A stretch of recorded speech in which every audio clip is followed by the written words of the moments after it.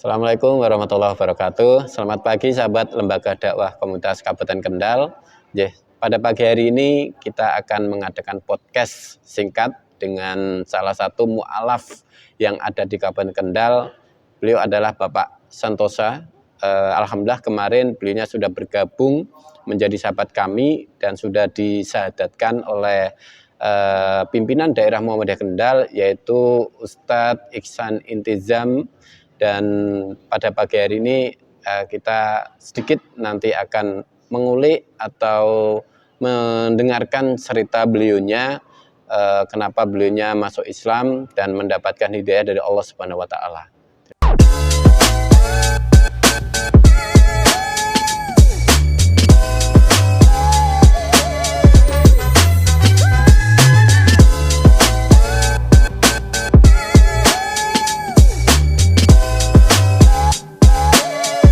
Beliau adalah salah satu mu'alaf yang ada di Kabupaten Kendal. Alhamdulillah kemarin beliau sudah disahadatkan oleh teman-teman dari pimpinan daerah Muhammadiyah Kendal. Selamat pagi Pak Santoso. Selamat pagi. Selamat pagi. Baik Pak Santoso, kita ketemu di pagi hari ini. Sehat Pak Santoso? Sehat. Sehat. Alhamdulillah. Luar biasa.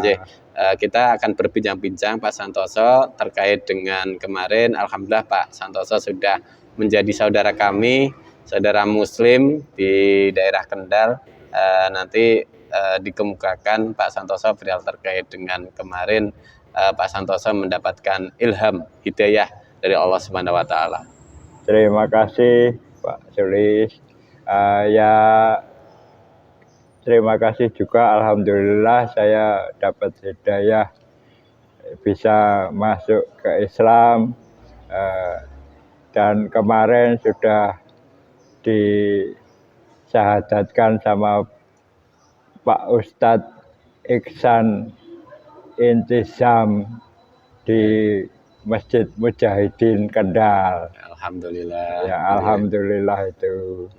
Terus kalau seperti istilahnya kenapa kok saya bisa dapat hidayah, itu ya perjalanan saya dari Sidoarjo ke Kendal itu kemarin kan naik sepeda ontel, sepeda mini. Naik sepeda ontel Pak. Ya, naik sepeda ontel. Nah terus itu dalam perjalanan itu ya kayaknya ada gangguan-gangguan sih, kalau menurut saya kayaknya disasarkan atau di apa, terus ya kayaknya sih tidak masuk akal, tapi saya kenyataannya ngalami yang seperti itu. Gangguan semacam apa itu Pak Santoso? Ya seperti kemarin disasarkan, buktinya saya sampai daerah Kediri. Oh gitu. Ya sampai daerah Kediri itu tidak tahu naik turun gunung, terus istilahnya waktu turunan itu kayaknya saya didorong gitu lah. Gitu. Terus saya jatuh ke itu penggergajian kayu itu. Itu mestinya kalau tidak ada yang nolong, itu tidak tahu tangan siapa yang nolong, saya mungkin sudah kena cagak dari beton itu mungkin sudah mati lah.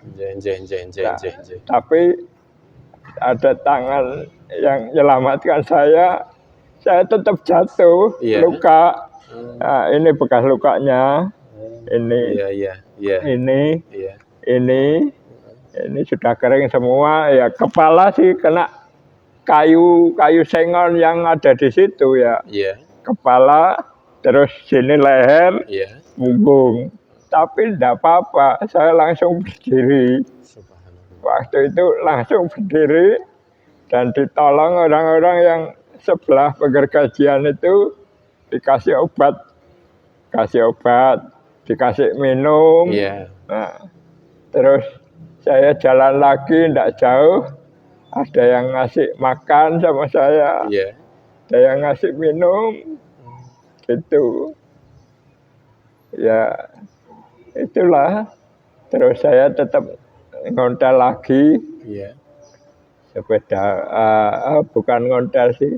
Waktu itu terus ditolong sama Bapak polisi sama daerah Kediri kalau tidak salah. Masih di daerah Kediri itu ya Pak Masih di daerah Kediri di pinggir kajian itu. Terus saya dibawa ke rumah singgah Dinsos Kediri. Oh gitu. Ya, rumah singgah Dinsos Kediri situ. Tapi karena saya tidak kerasan sudah beberapa hari di situ, mungkin 4 atau 5 hari saya tidak tahu. Saya minta keluar paksa. Oh gitu. Nah, saya minta keluar paksa. Ya karena saya mungkin waktu itu marah ya. Terus dilepas sama mereka.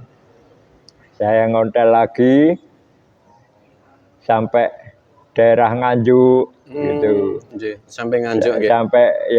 Sampai Nganjuk.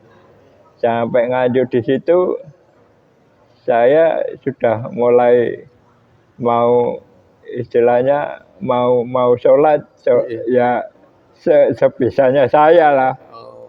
Waktu itu cuma ya menurut saya sholat, tapi ya karena saya bacaan dari siapa Pak, yang penting gerakannya aja.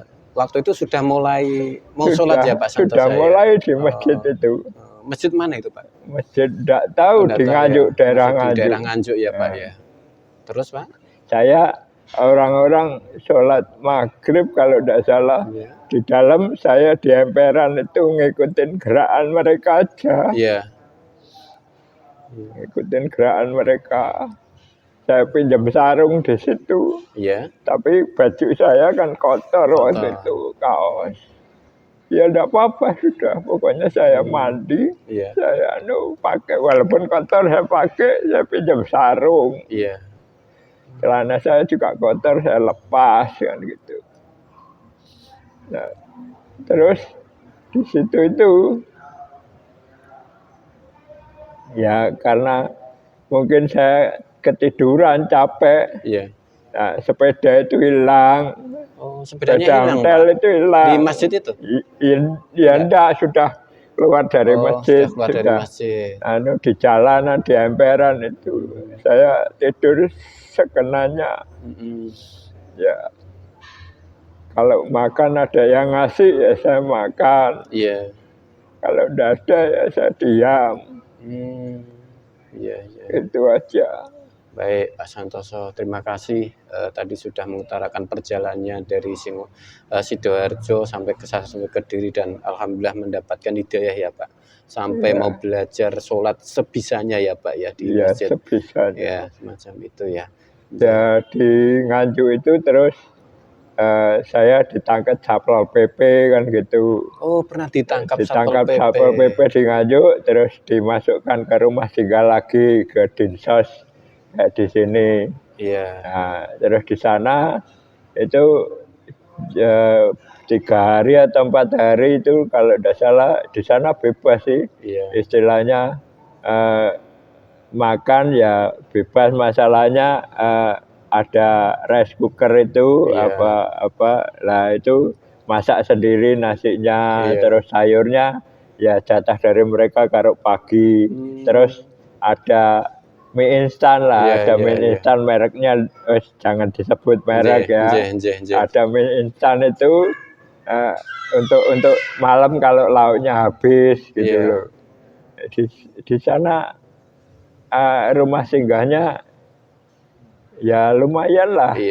Sana itu di Nganjuk. Terus itu dari Nganjuk itu ngubungi Dinsos Kendal kan dari gitu. Nganjuk hubungi Dinsos Kendal. Saya dijemput sama yang dari Dinsos Kendal itu 6 orang kalau enggak ya. Yang saya ingat itu Bu Agustina Mardika, Mas siapa itu ya.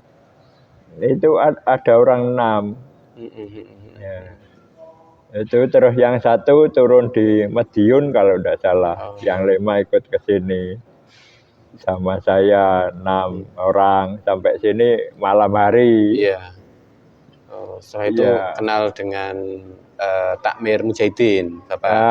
Ya terus itu kan saya ngomong kalau mau mualaf sama Pak Budi Susilo pegawainya yang shelter di Dinsos Kendal itu, saya terus dikasih tahu sama kepala Dinsos itu Pak Toha. Lah Pak Toha ngubungin Mas Yuliawan, Mas Wawan itu, Mas Wawan, Pak Ustadz Wawan. Nah, itu terus mereka ketemu, nganu saya betul-betul kalau saya mau mualaf, terus saya dijak janjian ke Masjid Mujahidin itu. Di sana ada Ustadz Ihsan Intizam itu ya, terus saya istilahnya dimualafkan sama Ustadz Intizam itu. Saya salaman sama dia, terus baca syahadat di sana di Masjid Mujahidin Kendal. Baik Pak Santoso. Itu luar biasa Pak Santoso. Perjalanannya dari tadi sudah diceritakan, sangat menyentuh hati Pak. Perjuangan Pak Santoso untuk menjadi umat Islam yang mendapatkan hidayah dari lubuk hati dari Pak Santoso.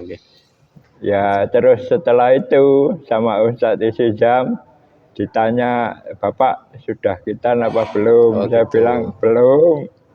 Bapak mau dikhitan? Mau, saya bilang gitu. Dan akhirnya kemarin dikhitan ya. Akhirnya Pak Ustadz Ihsan Intizam itu ngubungin dari RSI, ngubungin dari RSI Kendal, gitu.